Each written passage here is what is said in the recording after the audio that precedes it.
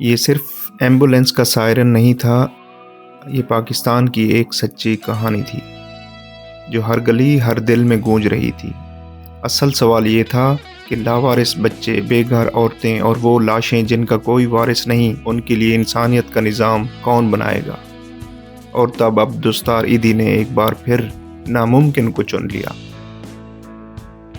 زلزلہ ہو، سیلاب، جنگ ہو یا قحط، ایدھی وہاں پہنچا جہاں حکومتیں بھی دیر سے پہنچتی تھیں۔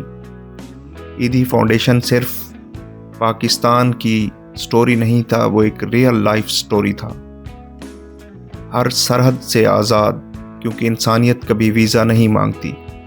ایدھی کے پاس نہ بڑا دفتر تھا، نہ بڑی کرسی، پھر بھی وہ ایک پورا نظام چلا رہا تھا، کیونکہ اس نظام کی بنیاد طاقت نہیں تھی، نیت اور ارادہ تھا۔ ایدھی فاؤنڈیشن کی کہانی، مگر ایدھی کا سب سے بڑا امتحان ابھی باقی تھا۔ پوری کہانی جاننے کے لیے ہمیں فالو کریں قصہ مختصر۔